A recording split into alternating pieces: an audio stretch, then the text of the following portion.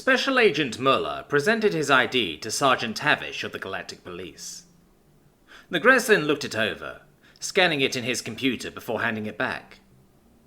Being aquatic creatures, the Greslin had to wear exosuits to survive the standard atmospheric conditions that were standard across the galaxy. Plus, their culture had a very strong sense of moral codes and justice. This made them natural cops, since their exosuits could simply be upgraded for police work, and they already had a good ethical standing. Even so, Muller didn't like them very much. They were too strict in their codes, and often followed the law by rote instead of by intention. Even so, they were well-meaning, so he figured there could be worse cops out there. "You'll have to excuse me if I ask a lot of questions, Agent Muller," came his robotic voice from the suit. "It's not a very usual case around here to get mixed up in interspecies affairs." Muller took his ID back and tucked it into the breast pocket of his black suit. "That's all right. Since I represent the unified human government, which isn't a member nation of the galactic government yet, I'm well versed in explaining such things." Sergeant Tavish's exosuit broadcast a sign intending for non-verbal understanding, then spoke up. "But you are allowed limited access to our police network, it seems." "Yes, but only in regards to capturing wayward humans the galactic government wants us to bring to justice. It's understood that non-human justice for a human, especially an American, will lead to a war between our species and many others. So the easiest thing to do is get one of our own to bring them in." The sergeant sent out another of those non-verbal signals. "I don't understand how you got here so fast, however. I only sent out the station broadcast a few sleep cycles ago." "Yes, our active cycles are much longer. We can travel up to 4 standard sleep cycles before needing to rest." The sergeant's exosuit remained quiet at this information, likely surprised. Muller took advantage of the quiet to pull his notepad out of his jacket and click his pen in preparation for writing. Before he could scribble anything down, however, Tavish pointed at the notepad and pen. "What are those?" "This is a writing implement. It leaves a trail of ink behind when I press it to this form of compressed plant matter." "You use something so primitive. Why not a standard data slate and stylus?" "Cultural tradition," Muller said, even though the real reason was because no one could spurn his notes if they were written down, instead of stored on a data slate. "Now then, could you please explain to me what happened?" "Well, as I stated in the transmission, the suspect." "What? We have footage of him doing it. He's a criminal. To humans, someone is innocent until proven guilty by a panel of their peers." "What? But people can be biased. You don't use computer algorithms like the rest of the galaxy?" "No." "What a strange, backwards and barbaric culture." "Sergeant, your mic is still on." "I'm aware. I wasn't intending on keeping that comment private." Muller did have to respect the honesty of the Greslins. Even so, the person in question did what? "Right. He was entering the station with I'm searching for the appropriate word. A potential terrorist recruiter. They were moving through a crowd when the suspect angered a squad of Philas Rangers. They activated their battle ball and began a ritual of insult. He then caught their battle ball, turned one of your people's songs, if you can call it that, and then apparently beat them at their own ritual. Taking great offence, they found him later and challenged him to combat in a civilian eating establishment. He then caused great damage to the establishment and the galactic soldiers." Muller wrote this down and seemed a little surprised by the information. "So, he defended himself. Are they seeking damages he caused in the fight?" "What? Well, no. The government paid damages already. We're seeking him for being spotted with a known terrorist and assaulting a squad of galactic special forces." "But they challenged him, and you said it was a potential terrorist." Well, he wasn't meant to have fought back. And she's a terrorist, just potentially a recruiter too, is what I meant." Muller slowly nodded as he kept writing. "And his info?" Tavish looked at the data slate spread across his desk, before picking one of them. From the doc listing, he was known as Vizgit Quinzes, cargo hauler. There was a pause as Muller looked back up. "What? That's not a human name." "It's not. Oh, hold on. Teresh put the data slate down and picked up another one. Oh, here it is. Sorry. He is known as Billy Bob Space Trucker. Billy Bob hadn't thought he'd be so lucky. Apparently, most bars kept 100% alcohol and would just water it way down with various other liquids, depending on what drink was wanted by what species. Not only did this make sure he'd have plenty to drink later, but it was perfect for the Molotov cocktails. Emily seemed less sure. A potent incendiary, clearly, but it'll just drop off people. Ah, that's what the sugar is for. He was dumping sugar into the bottles he'd filled with alcohol.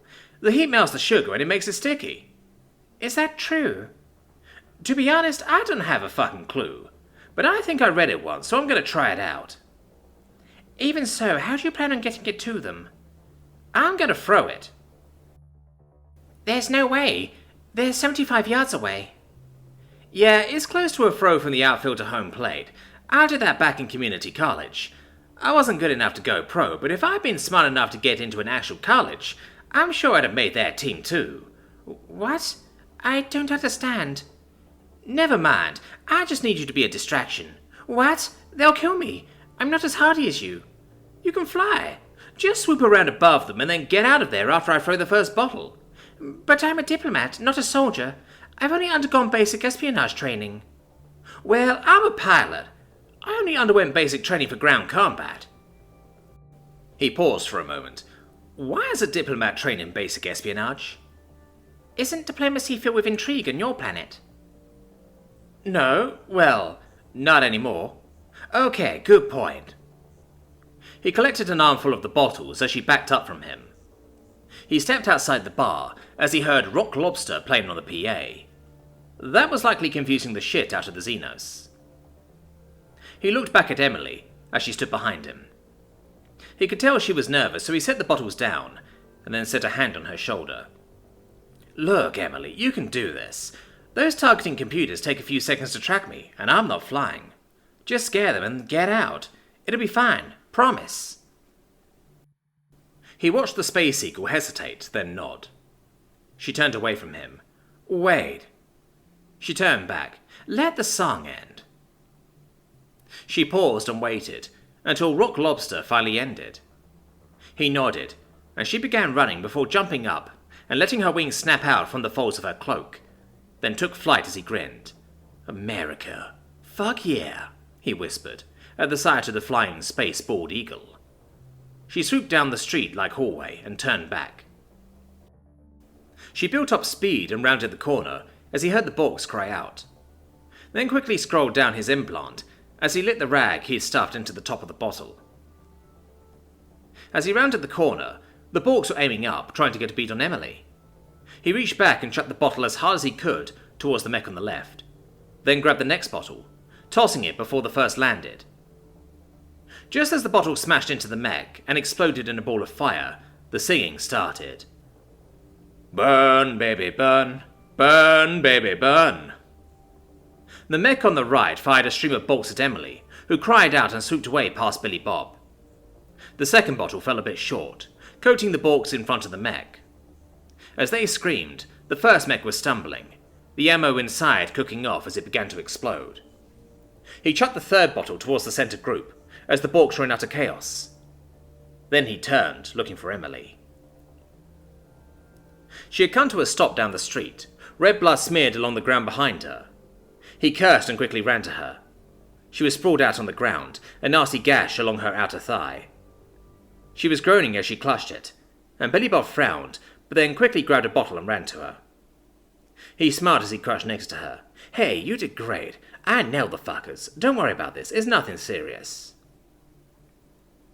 He pulled a small pack from his vest and pulled out the rag from the bottle he brought. He poured some of the alcohol on the gash as she cried out. Then he pulled out a small tube as he pulled the cap off and began to smear a clear gel along her wound. Oh, good, you have biomedical gel. I didn't think you would. It's just for militaries after all. I don't. Sounds cool though. This is industrial glue. She tensed. What? Don't worry, perfectly safe, I think. It's safe for humans. Billy Bob? I won't let you die. He wrapped the now glued gash shut with a bandage from his pack, and then picked her up. He had no idea she'd be so light. Even considering the gravity, she felt incredibly easy to pick up. Then again, she could fly, so he shrugged. Carrying her back into the bar, he set her down within reach of more alcohol and some fruit drinks. Then he gave her one of his knives. "I'll be back," he said with a smile, patting her shoulder before he ran back outside. He picked up his shotgun and his bat before moving on. Taking another glance around the corner, the Borks were gone. Either they were all burned to a crisp in the flames or had run off. He wasn't sure, but he knew he didn't care. One mech had exploded, the other had opened the hatch and looked empty, as the flames began to lap at his feet. He could hear sirens as the station's fire alarms began to go off. The Dragon's Breath rounds he'd used earlier hadn't been enough to get it going, but the fire of 3 Molotovs seemed to draw attention. He began to run faster before jumping over one of the puddles of flame near the edge. Once he was past, he stepped up to the big security panel next to the door the final Borks had been guarding. Emily had made sure he still had access, and as he hit the right button and the door started to slide open, he smiled. "Just you and me now, clown." He hit the button on the elevator inside, and looked around as it began to grind up towards his destination. Wait, what song did he want to play? He cursed at his lack of planning, and began to scroll through his playlist. No, maybe. No, yes, perfect. The song began to play as the elevator neared the top. As he stepped out, the wide-open throne room command center he'd seen earlier had been transformed. Now he was standing in a maze-like set of corridors. He smiled then, and began to walk while Jim Morrison, the Lizard King, began to sing. "This is the end, beautiful friend." There were footsteps moving away from him as he walked through the corridors. His shotgun was slung at his side in easy reach as he held his bat over his shoulder, letting it drag across the walls. Every so often a gap would make the scraping pause before the quiet song was interrupted with a clunk. On he walked, until at a junction a Bork jumped out at him with some sort of hand axe. Billy Bob quickly jumped back and swung his bat. Crack! A horn snapped off as his head jerked and it fell to the ground. Maybe dead, maybe not. Billy Bob stepped over the body and went down the side it had come from. He walked another few minutes and then found the rows of consoles he'd seen before. The space goblins had run off, it seemed. A few of them were dead near the far door, but most escaped, it seemed. He saw a Bork near a door at the back, raising his weapon at Billy Bob. Billy Bob was faster, snapping his handgun up and firing a round. It just grazed the creature, but with a .45 that counted. It spun around, slamming into the wall behind it, and falling to the ground unconscious. Billy Bob stopped in front of the door as he heard Jim sing. And he came to a door, and he looked inside. Good idea, Jim. He opened the door, then, and pulled his shotgun up. There was the main throne room. The Space Clan was sitting on it, dead Borks around his feet. Billy Bob growled as he heard that awful voice once more. "They failed me and my god, but I shall not. You will be a most amazing tribute. I shall be showered with praise." He tilted his head up at that, raising all of his arms to the ceiling. Then lowering his arms, he looked at Billy Bob. "Will you honour me by fighting hand to hand?" Billy Bob looked around at the Bork corpses. They had slash marks around their throats and backs. Looking back up at the space clown, Billy Bob sneered. "Only if you get close enough." Raising his handgun, he fired, but the space clown sneered and shifted to the side. Billy Bob cursed as he realized why the thing had smelled like gas earlier. That fat-ass gut was filled with the stuff. It seemed to utilize some sort of release valves in its body to boost left and right, as Billy Bob tried to nail the fucker.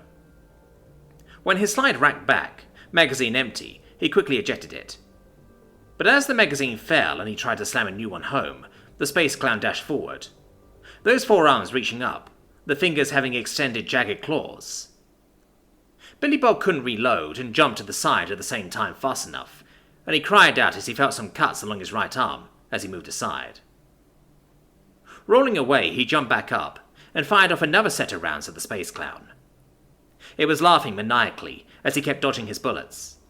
But this time, when Billy Bob had to eject the magazine and it rushed forward, he used one hand to grab his shotgun on the sling and fire it point blank from the hip. The space clown's 3 eyes bulged in surprise as the buckshot slammed into him. But he just flew backwards, bouncing around like a beach ball as Billy Bob cursed. Seems like the fucker had a better shield than the Borgs. It howled out in annoyance as it finally stopped bouncing around the room. Laid out on his back, it kicked those fat feet in the air to roll over and hop back up. Billy Bob had reloaded and began to fire off another series of rounds. But he had to fire it one-handed as his right side was killing him, the pain from the cuts burning deep. When he ejected the round this time, though, he fumbled his gun, and it began to fall from his hand. The space clown howled in glee and charged forward again. But as it swung out a clawed hand, Billy Bob dove forward into it. He gasped as he felt those claws slash along his stomach and ribs, but more importantly, he pulled his knife free, jamming it into that fat fuck's gas sack. The space clown's eyes went wide as Billy Bob pulled the knife free. There was a loud hiss as it began to fly back. Billy Bob coughed at the rancid smell as the space clown seemed to deflate, flying through the air before landing at the base of the throne. It was skinny as a rail now, gasping as it tried to pull itself up. Billy Bob was clutching his side as he stepped closer, Jim Morrison nearing the end of his song in the background as the space clown gasped, holding up 2 hands. "Wait!" Then Billy Bob lifted his steel-toed boot high. No. And brought it down with all the force he could possibly manage as a super heavy gravity death welder.